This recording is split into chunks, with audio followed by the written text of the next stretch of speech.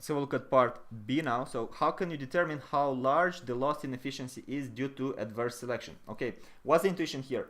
We saw in the previous video that because the buyers don't know what to expect, they use this expected value to pay for the car, and in that case, not all cars are traded. We saw in our graph that only cars with a quality less than 3/4 are traded, but these cars over here are not traded, although it would be wise to do so, since we discussed that the valuation of the buyer covers the valuation of the seller of the car. Now, what is the efficiency in that range? And when we speak about efficiency, we speak about money. We're speaking about efficiency in terms of euros. So we want to know what is the value of the transactions that are not being made. That's it. That's what we're looking for. So this range over here represents 25% of this quality, right? The 25% of this range. So that's 1/4. Now, what is an efficiency of a transaction? An efficiency is the difference between the benefit and the cost, so to speak.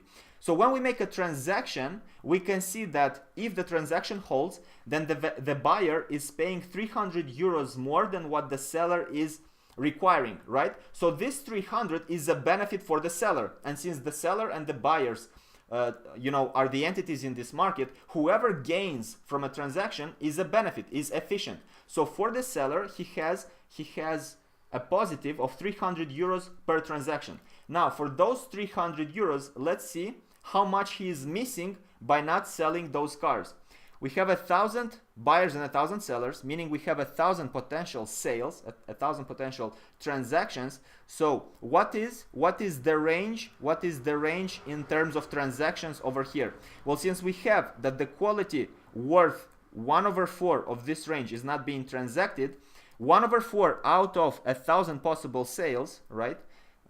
Actually, let me just crop this to make it again, because otherwise it's gonna be too messy in one place. So we put it like that, copy and paste it over here below.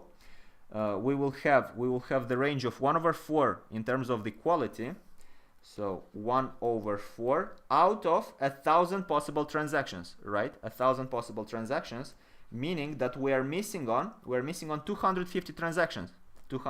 Every quality over here represents a possible car that we could sell, and for these cars in this quality range we're not selling. So 250 possible cars that we could sell but are not. So this is missing. Now, what's the value in terms of efficiency? Well, we just discussed that the efficiency per car would be worth 300 euros because the sellers are getting more than they require, so that's good for them.